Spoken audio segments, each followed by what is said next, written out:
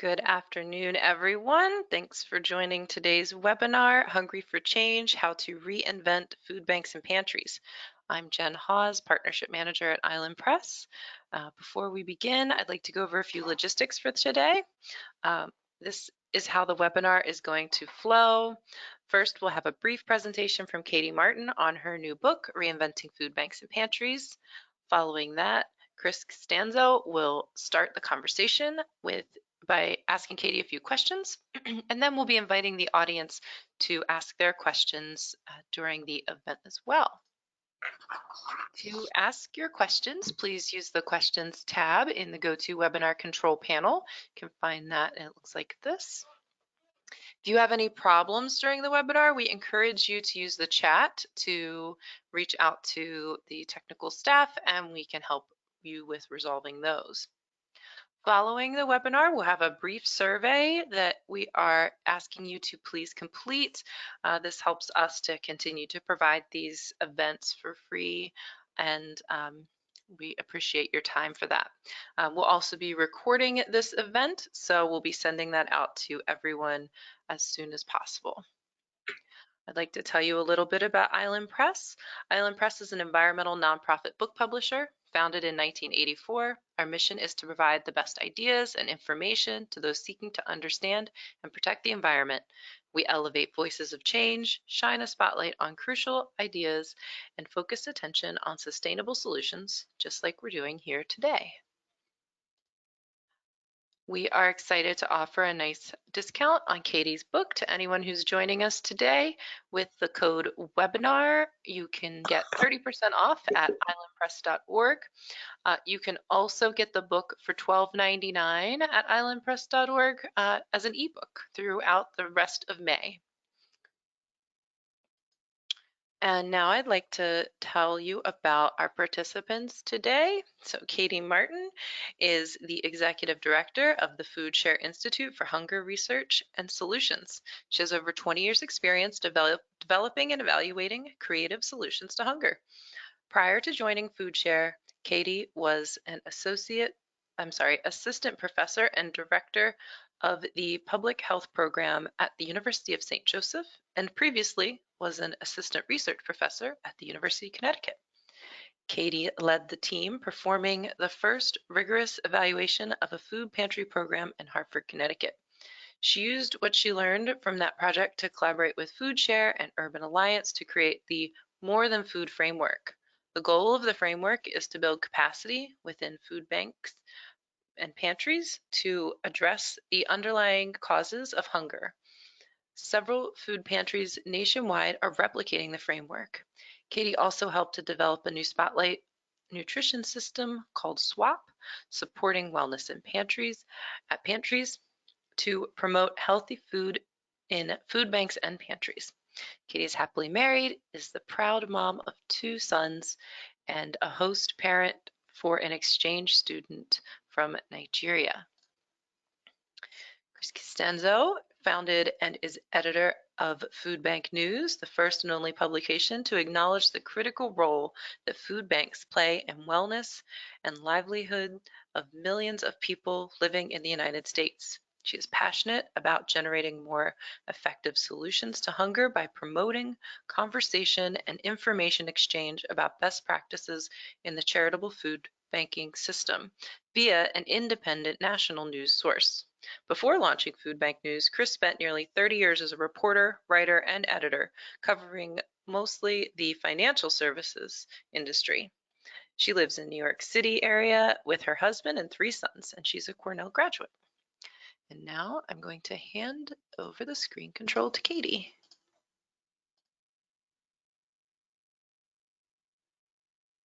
Awesome.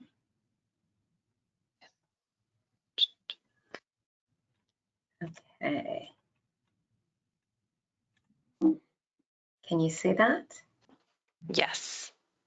Fantastic. So hi, everyone. I'm thrilled to be with you here today virtually. And a big thank you to Island Press for hosting this webinar and more importantly, for publishing my first book. And I'm thrilled to be here with Chris Costanza, a great colleague and partner in this work. Just want to share some slides before we get into question and answer and discussion, just to give you a little bit of my motivation for writing this book. At the beginning of the book, I talk about a pivotal and influential moment for me in my career. I describe how in the summer of 1994, I interned at the Food Bank for New York City, and how on a site visit one morning, I got off the subway and I saw a long line of people. And this picture here on the left is that moment. And I kept a camera with me that summer, and I documented some of the things I saw. And I realized as I was writing the book that I had kept this photo for decades up in my attic. So this is the scene of going to visit a food pantry in Lower Manhattan. And I can tell you that the volunteers were very well-meaning, and the clients who received food that day were very appreciative. But it really struck me that there must be a better way to tackle the problem of hunger in America. And unfortunately, you can see this photo on the right, which has been taken during COVID very recently, and how in many ways, we're still providing charitable food in many of the same ways that we were decades ago. And to me, I think there's a lot of great work that we're doing, but also that we can do better. Another key why I do this work and my motivation for writing the book is the people that we serve, the families who are struggling with food insecurity and worrying about having enough food at the end of the week or the end of the month. And this beautiful photo on the left is also from that summer of 1994. And these beautiful faces of kids with, I believe it was their grandma that was with them that day. And then on the right, a more recent photo from Fresh Place in Hartford, Connecticut. And again, these beautiful faces of the people that we serve. And this is what motivates me to do the work that I do. And a lot of my motivation for writing the book is to help provide healthy, nutritious food for people today, but also to create more holistic solutions so that we can stop the cycle of poverty and food insecurity for the next generation, to make it easier and better for folks to get enough food. In many ways, I felt very fortunate that I was still writing the book when during 2020, and not just during COVID, but during the racial awakening that we've experienced in this past year with the murder of George Floyd and other Black Americans. And I think what 2020 has exposed is a lot of the weaknesses of our charitable food system and really our social safety net in the United States. It has exposed systemic inequalities, clearly health disparities, the widening gap of income inequality, and structural racism that really perpetuate food insecurity in a wealthy country like the United States. But it's also exposed our resilience. There's so much new awareness of food insecurity in the United States over this past year. There have been a lot of really innovative approaches that have occurred over this past year as we have pivoted and had to adjust the way that we provide services. The government has responded in ways that many anti-hunger advocates have been clamoring for decades. To reduce barriers for federal food assistance programs, to provide additional resources and economic supports to help people financially. And we have so many new donors, supporters, volunteers who have joined this fight of hunger. And I think it's the perfect time, and I'm hoping that the book really was published at exactly the right moment in time when we're thinking about ways to transform and reinvent the way that we tackle the issue of hunger. We know that people were already vulnerable and hurting before the pandemic, and it's really showed this widening gap between the haves and the have-nots. Some of the key themes from my book, as I mentioned, that we're doing really good work in our food banks and food pantries. But sadly, I think there are a lot of ways that we could do better. And what I tried to do within the book is to provide a lot of inspiration, a lot of examples of innovative things that are happening around the country, to provide examples and inspiration to dream bigger and to aim higher in our approach for tackling food insecurity.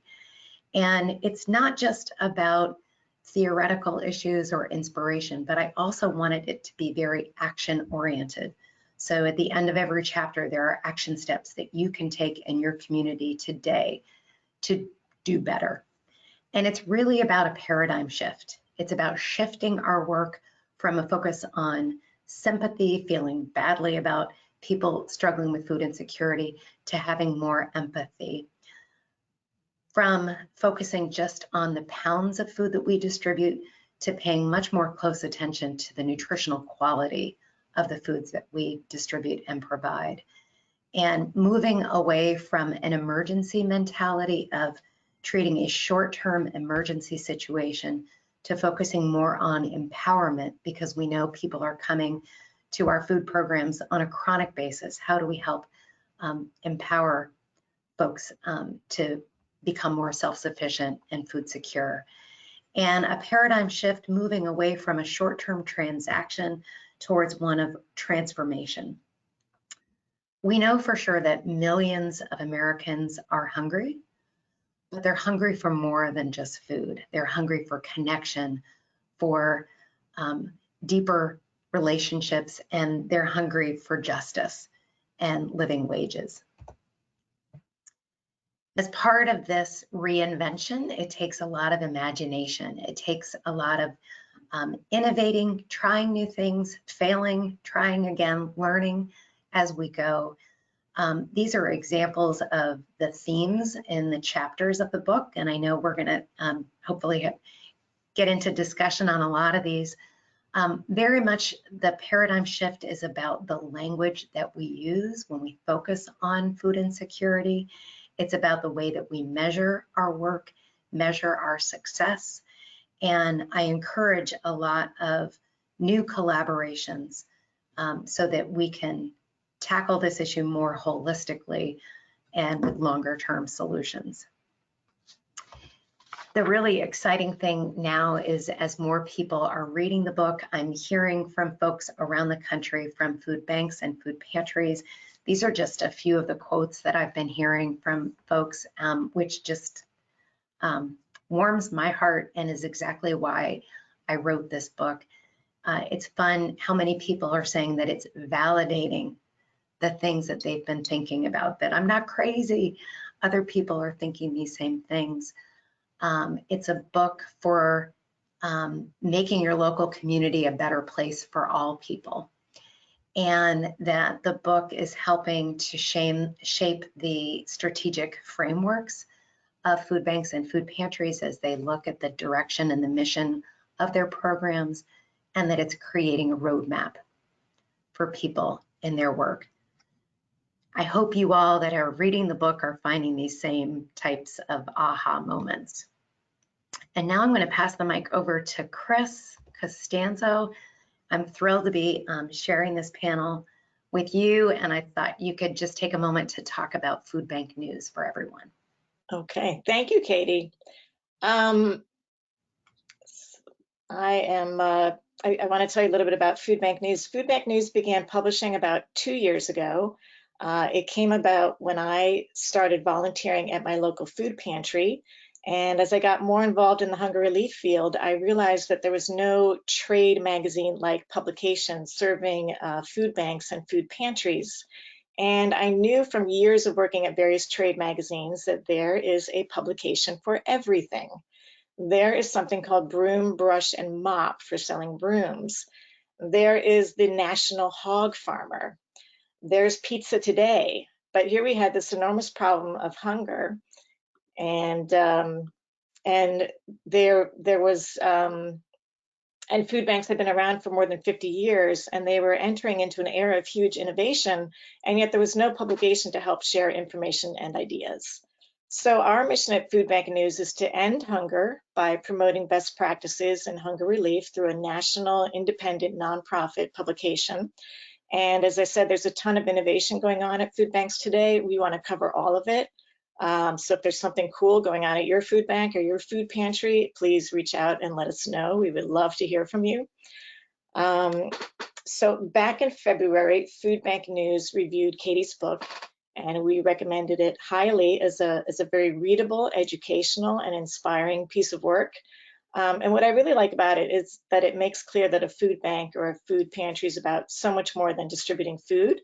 In every chapter, Katie breaks down another fascinating aspect of this work.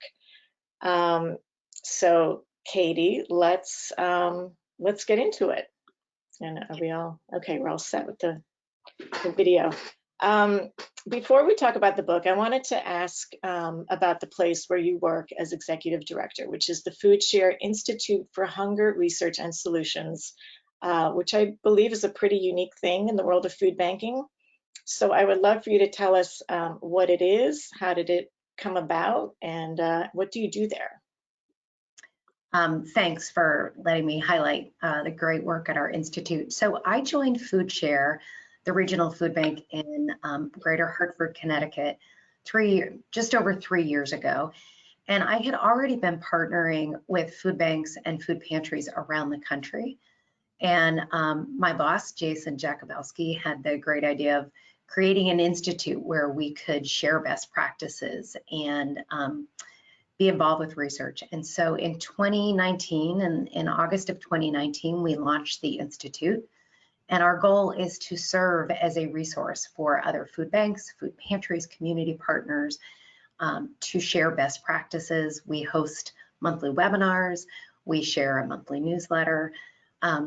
It's about really promoting this paradigm shift and building the capacity of other agencies to do so. Cool. And how did you get started or interested in the hunger relief field? So when I grew up in Dayton, Ohio, and I think we may have a few people on the call from Dayton, so hello, Dayton, Ohio.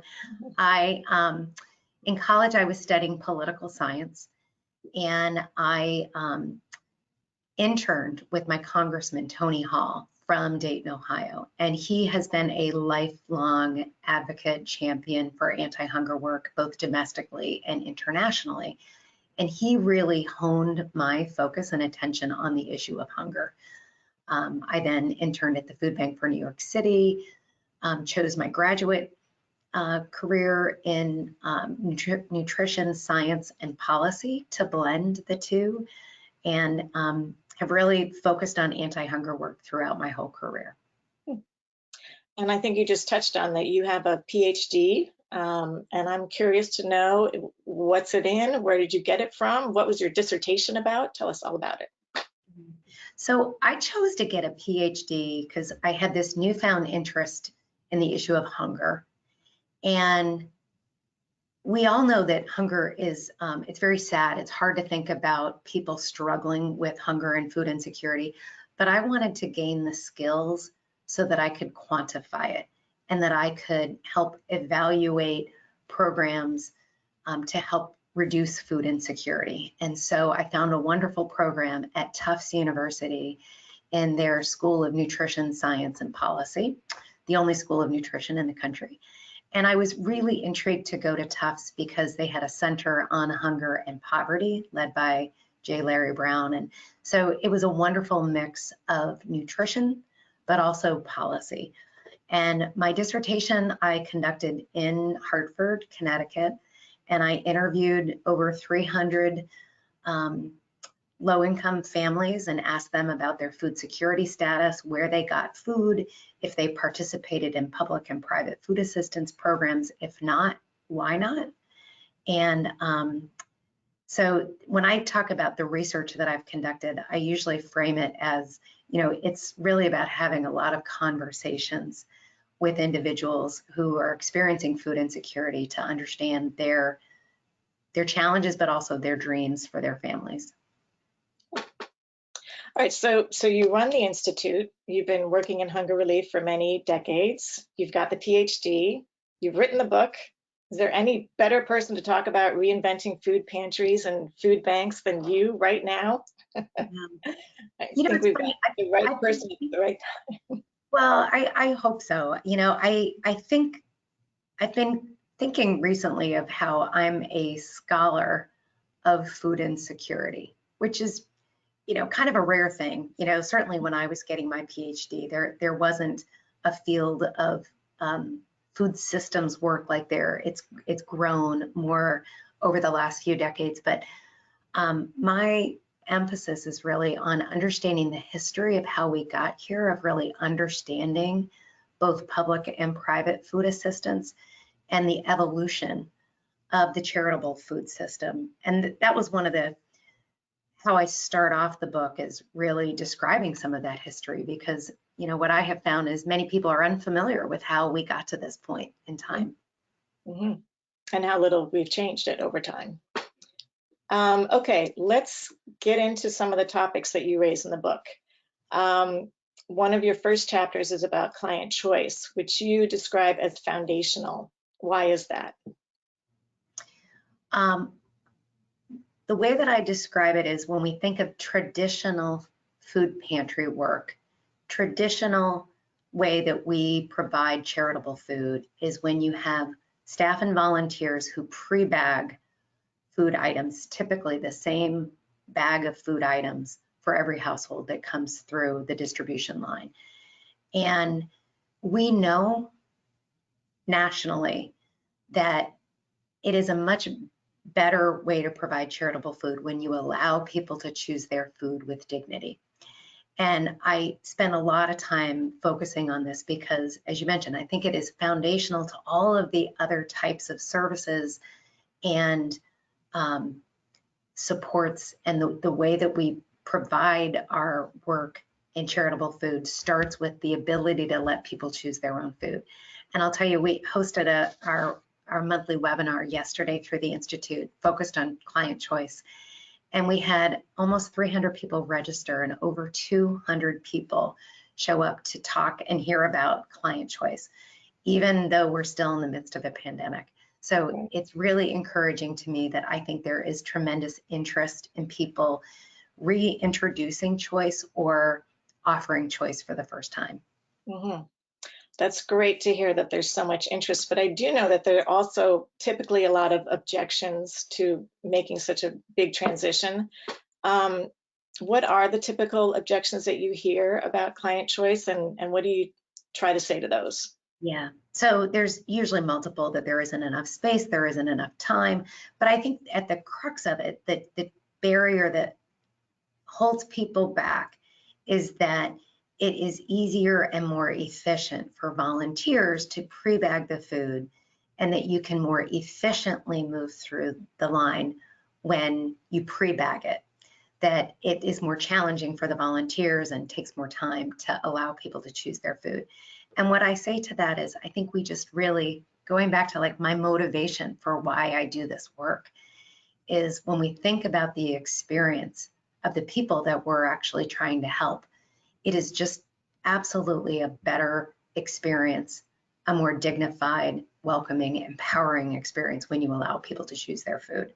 So I say to that, yes, it may be less convenient for your volunteers. That's not the reason that we do this work. Mm-hmm. So, and yeah, you bring up a welcoming environment, and you visited a lot of food pantries over your career. What are the things that people tend to do at the food pantry that kind of bum you out because you know it could be so much better if they had just thought it through? Well, what have you walked in and seen and wished was different? Yeah, I think a lot of it is, it's about the power dynamic. It's when there are either subtle or really obvious distinctions of creating barriers, and where there's clearly the power dynamic between the giver and the receiver, between the volunteers who are working and feeling good about providing the service versus the people who are often waiting in line.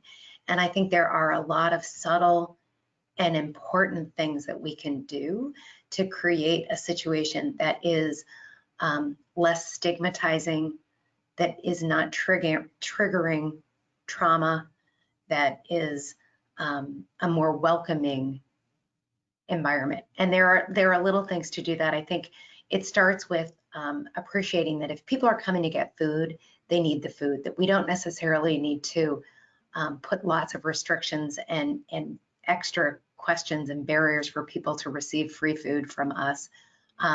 We don't need to police people when they're going through the line, that if people are coming to need the food, they need the food.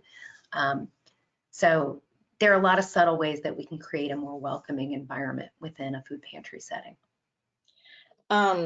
You brought up the idea of restrictions. And one of the things that I always has occurred to me is that, it always happens in the food pantry that you need to sign people up, right? And the line sort of stops and you take the time and register someone.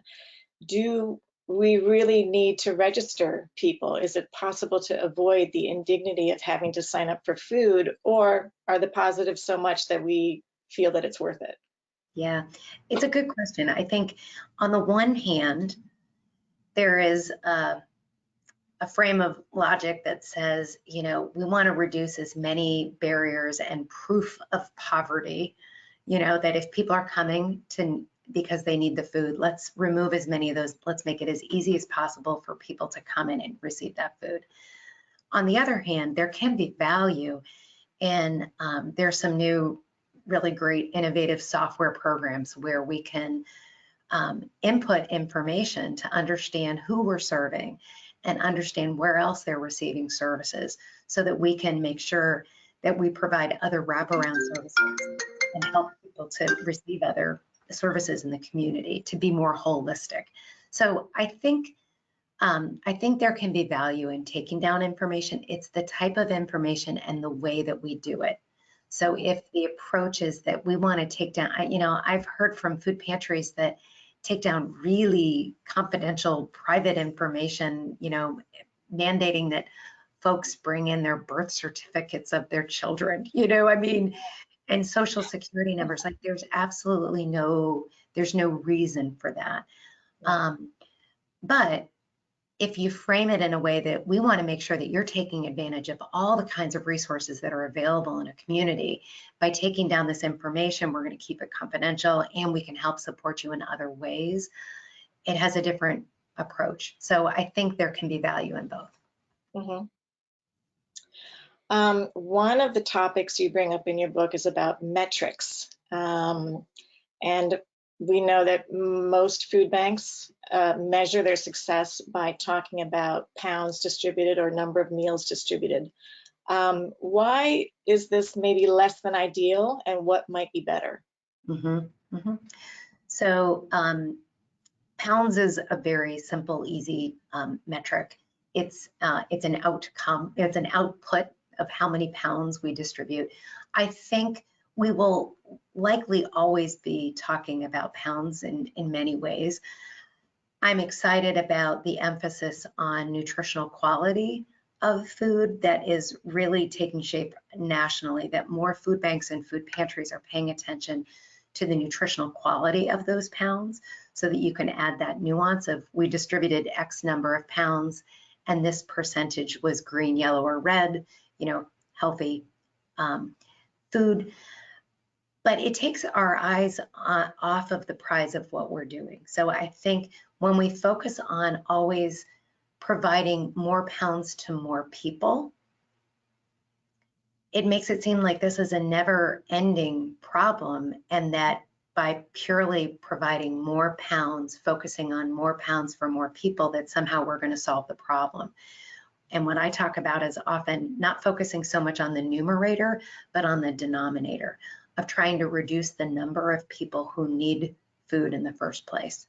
So there are other types of metrics that we can use. There's a lot of food banks that are really interested in focusing more on research and evaluation to try to look at more outcomes of the impact of those pounds. What happens when people take the food home? Do they make fewer trade-off decisions between food and rent and medicine, et cetera? Are they improving the nutritional quality of the food that they eat at home by the food that they're receiving at the food bank? Let's talk about pantry networks. You indicate in the book that it may be detrimental to have so many food pantries around, and maybe it would be a good idea to consolidate a little bit more. What's the thinking behind that? Mhm.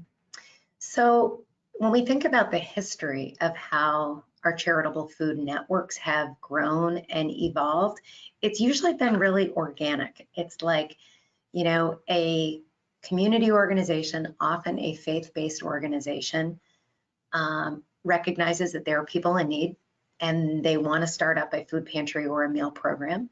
And often they reach out to their food bank, and as long as they're meeting the standard requirements of food safety and other things, then they're able to open up a meal program. And this has happened, and it just kind of grows organically. The challenge is that we can feel like we're meeting the need. If you look at the number of agencies in a community, it can often feel like, well, we must be reaching those in need because we have so many agencies and we're distributing so many pounds of food.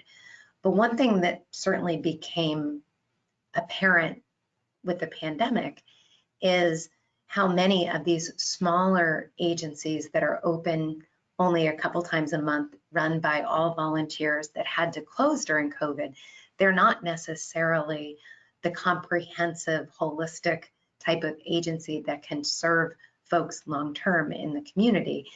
And so and I give the example of Hartford, Connecticut, and I was just talking with our network coordinator today who is focusing on Hartford. Hartford is a relatively small city. It's 17 square miles, and there are 50 food pantries in the city of Hartford. It's a lot, but many of them are open one time a week, two times a month.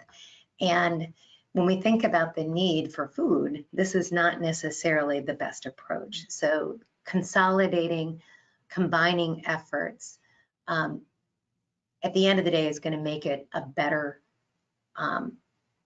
type of resource for people in the community who need it, rather than trying to go to multiple different places and navigate the more fragmented network. Mm-hmm. Do you think that there may be some shift in the type of pantry that's out there, like food banks becoming more proactive in what gets put out there rather than reacting to what the community sort of comes up with?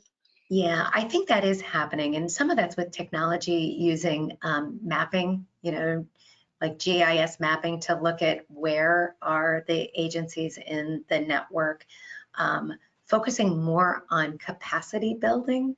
So as through Feeding America, through our institute, through Food Bank News, and through food banks, of really identifying here are the best practices, and let's put resources and attention in the community organizations that are able to do these more holistic wraparound services, promoting those, as opposed to kind of the peanut butter approach of just spreading resources evenly across an entire network, but really being more intentional of focusing on agencies that are ready, willing, and able to do more of the best practices. One of your chapters is about community connections, and why is the pantry considered such a good place to make referrals to community services? Mm-hmm. I don't know that it's necessarily the best place, but for those of us who work within the charitable food system, this is our entry point. And for me personally, I'm super passionate about the issue of food insecurity. So the food pantry is a logical place when we know they're coming in and they need food, but food is just the tip of the iceberg, that we know there are other root causes of why their family is struggling to get enough food. So the food pantry venue can be kind of the literal and figurative carrot, that we know people need that food today and they're very appreciative. It's a tangible item that people can get today, but that it then can be an opportunity to engage with other community partners to help address those other underlying root causes. And this is where it's about the collaborations. If we consolidate some smaller food pantries into more holistic community food hubs, we have the opportunity to really be collaborating, partnering with other agencies, community partners to address those other root causes. It doesn't mean that we have to be experts on all of those services or that a food pantry has to provide all of those on site, but rather they can be partnering with others to provide more one-stop shopping experience. Mm-hmm. Yeah, and I know from volunteering at a pantry that there is often a lot of times a lot asked of the volunteers there, like you're handing out food. Could you also sign people up for SNAP? Could you refer them to have them find out about this community service, maybe get some clothing over here? And I often wonder, because we are talking about volunteers, are we ever in danger of sort of, piling on, asking too much of these pantry volunteers to kind of take on this role in the community so much? Right. That's where I think you're right. I think we can run that risk. That's where I encourage additional partnerships. So it doesn't necessarily mean that the volunteers or that agency has to do all of it, but likely there's a community agency that may be looking to recruit folks for their services, their programs, their resources, and ask them to come to the food pantry and provide those services to do recruitment for their types of programs. So partnering with other people, it doesn't have to be only on the volunteers. Hmm. Healthy food is another big theme in your book. And you had some interesting thoughts about the impact of nutrition education. Could you clarify those a little bit? Well, it's interesting when I talk about hunger and food insecurity and then delve into the importance of nutritional quality of the food. Often the knee-jerk reaction that I hear from folks is, yes, we need to provide education. And I think the implication there is that we need to educate folks who are food insecure about what they should be eating. And I think there is absolute value in nutrition education. There are lots of opportunities to provide additional resources for nutrition education for food pantry clients. But what I would encourage folks to think about is thinking upstream and providing education to our food donors and the companies and manufacturers who make our food to make the food healthier, so that the food that we're providing for vulnerable families who are at high risk for chronic diseases, that the supply of food is as healthy and nutritious as possible. So I think nutrition education can be on both extremes. And there's a lot of great work that's happening right now nutritionally. We have new national guidelines for ranking food nutritionally through healthy eating research that have been adopted by Feeding America. We're encouraging food banks and food pantries to use these so that we're all using the same metrics. I think there is a lot of potential to dramatically change the nutritional quality of food. Mm-hmm. And tell us a little bit about the SWAP system. What is that? So SWAP is a stoplight system based on saturated fat, sodium, and added sugars, and it is aligned 100% with these new healthy eating research guidelines that I just mentioned. I created SWAP about 5 years ago after spending a lot of time in food pantries and recognizing there wasn't an easy tool for food pantry volunteers to know which foods are healthier than others. And it's a great way to rank food nutritionally so you can provide that client-facing nutrition education so folks know which foods are lower in saturated fat, sodium, and added sugars. But also you can use that information to talk with food donors to promote healthier food that's coming into a food pantry or food bank. So I guess this goes back to the theme I brought up before of whether is it asking too much of volunteers to have to look at a can and examine, how much saturated fat is in there or sodium or sugar. It seems like maybe a lot for some people to have to do, in addition to checking the dates and all that other stuff that people do. Yeah. What do you think about that? It is definitely more work to rank food nutritionally than to take food and put it on shelves, for sure. That's why it's really great if a food bank is ranking their food using SWAP that uses the HER guidelines, so that when a food pantry is ordering from the food bank, there would be food that's already pre-ranked for them. So then when they know it comes in, it's already labeled green, yellow, red. I would say though too, by ranking food nutritionally and having that kind of data and metrics, I believe you can bring in new volunteers who are really keen and focused on this work. You can also bring in new funders, new supporters who recognize the value of not just providing food, but trying to reduce health disparities and improve the health outcomes of the people that we serve. So it is more work, but it can also open up new doors for new opportunities. Mm-hmm. You touch on something interesting in the beginning of your book, that there's so little scholarship and so little research around the topic of hunger relief. Why do you think that is? Yeah, as a researcher, it's always, I scratch my head at, how we don't conduct as much research. That is really changing. I'm excited and encouraged by how many people are coming into this field of food security research and scholarship. I think we don't evaluate charitable food for three core reasons. I think the first is that we continue to think of this as emergency food. And in an emergency, you typically don't perform evaluations. You're just trying to keep your head down and provide food to folks today. When we recognize that we've been addressing this emergency for decades, that it is a chronic problem, we do need to evaluate this. I think the second reason is that inherently there are a lot of people who benefit from providing charitable food, who just inherently feel really good about donating food. And so therefore, I think we don't necessarily turn a critical eye to evaluate it, but we should. And I think part of the simple metrics that we've used of looking at pounds, sometimes we kind of feel like we're evaluating our programs when we're measuring the pounds.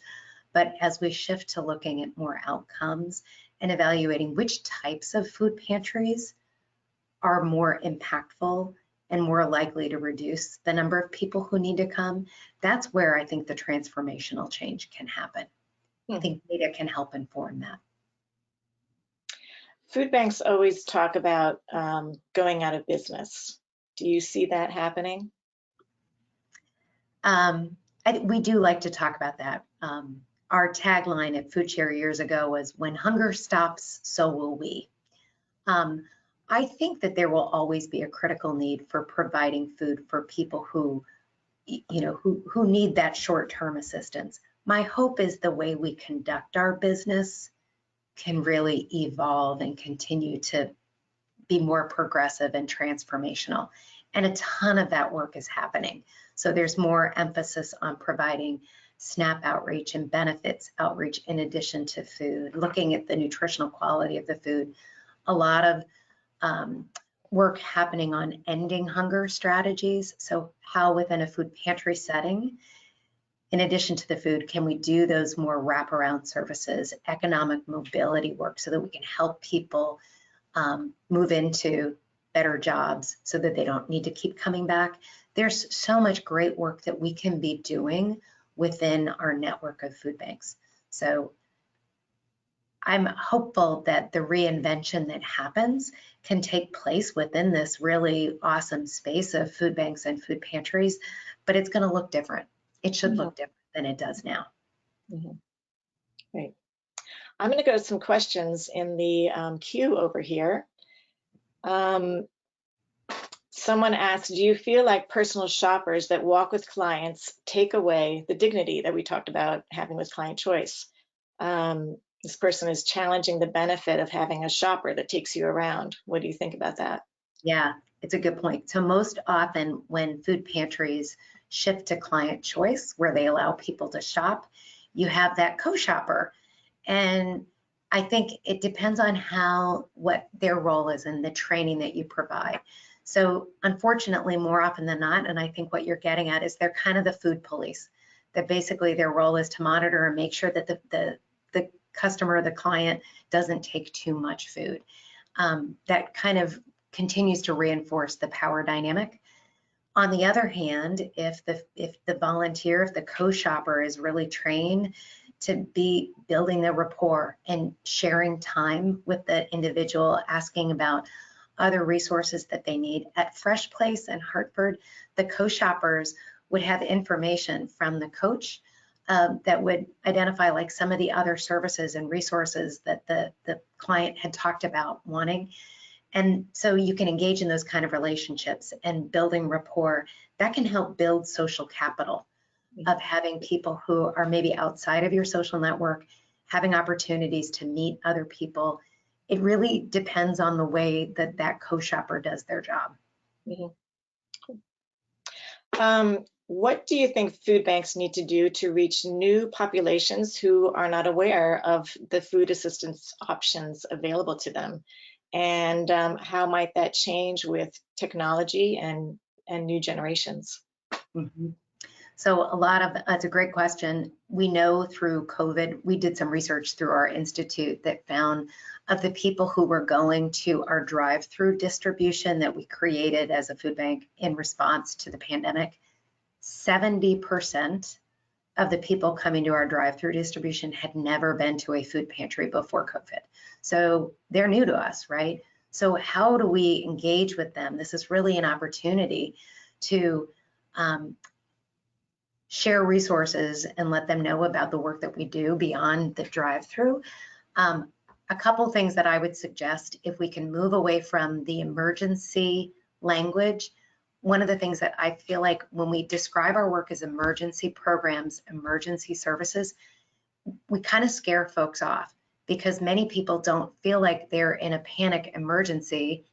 They're just struggling. They've got food now, but they're a little bit worried that they're going to not have food at the end of the week. So they may feel like it's other people need it more than they do.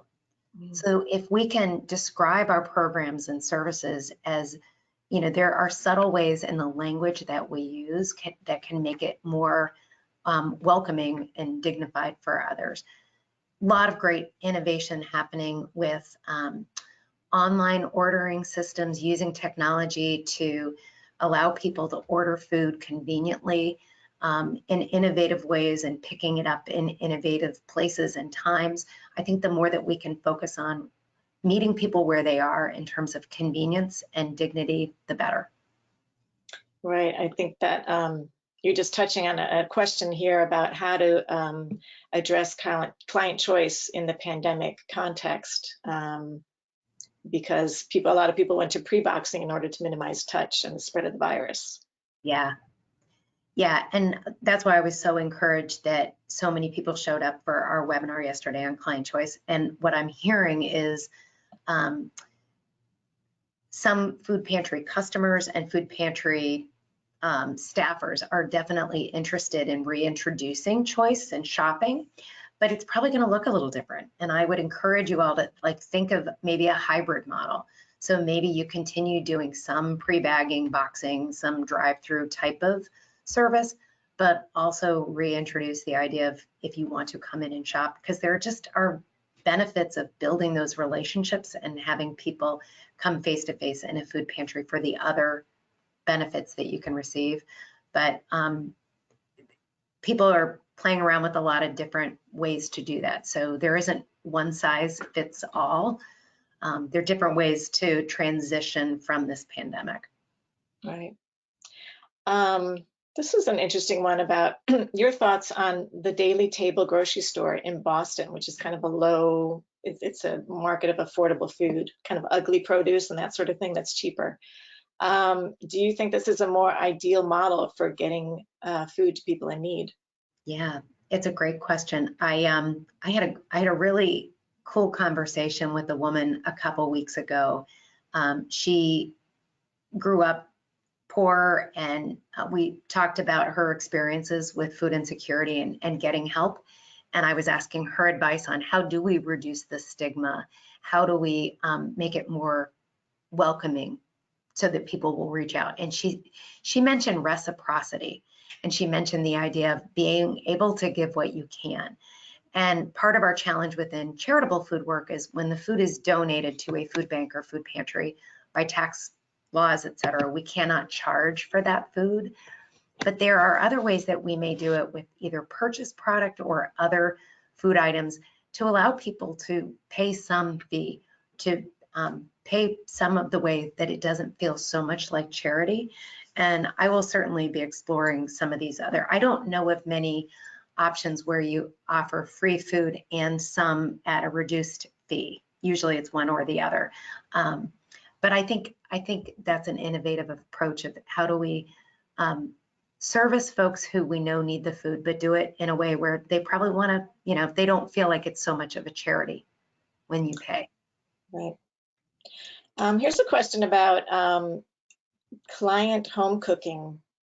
Well, I guess providing prepared food instead of food that needs to be prepared at home. The question is about providing cooked food. Like, I guess providing prepared food instead of food that needs to be, you know, Okay.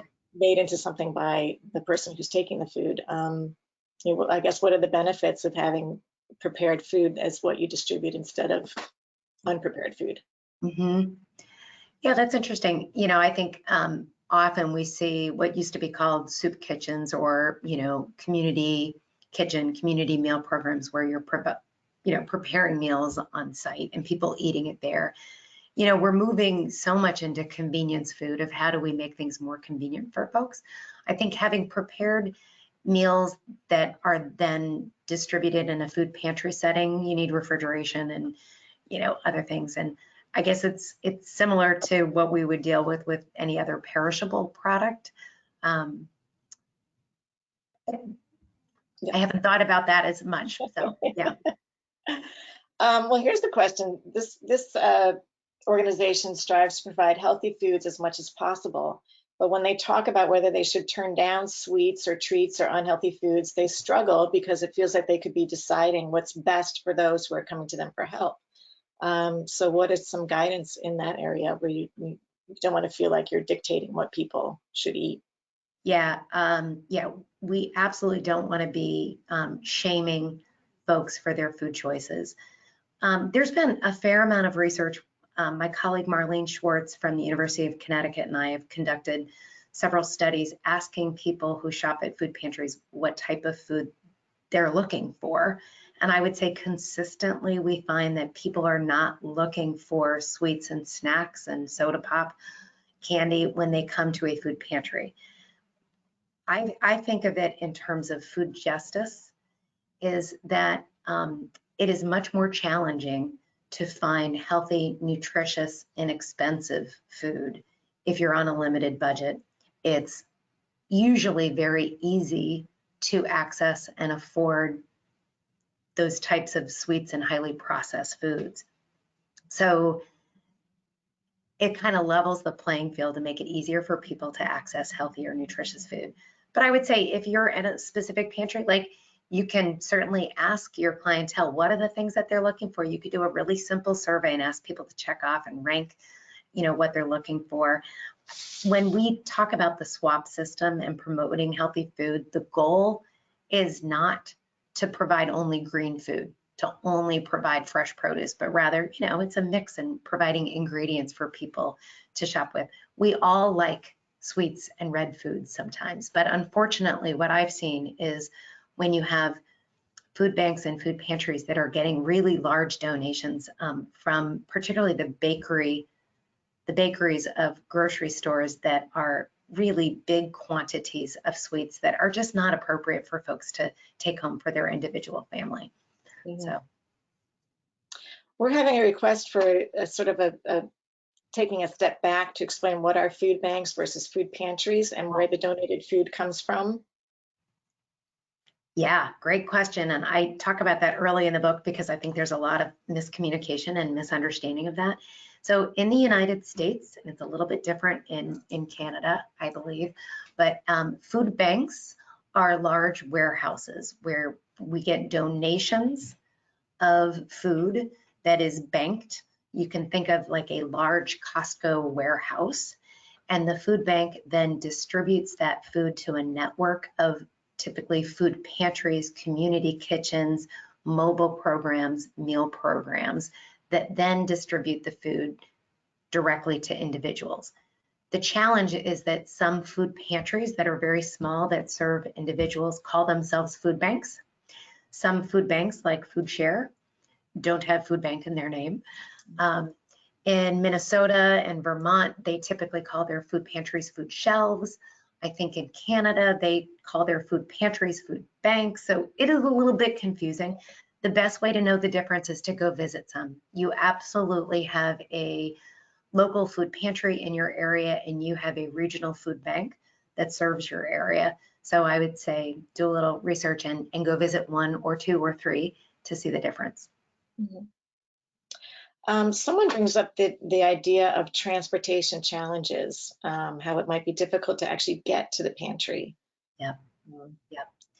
Yeah, and I think that's important for two reasons. When we talk about the drive-through distributions that have evolved because of COVID, not everyone owns a car to go and drive through a food pantry setup.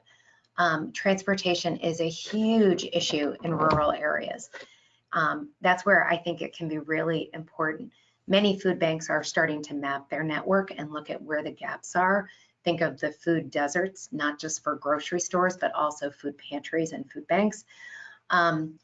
Food banks can then use mobile programs or mobile outlets to reach areas that are underserved that may not have a brick and mortar food pantry, but you can have mobile sites.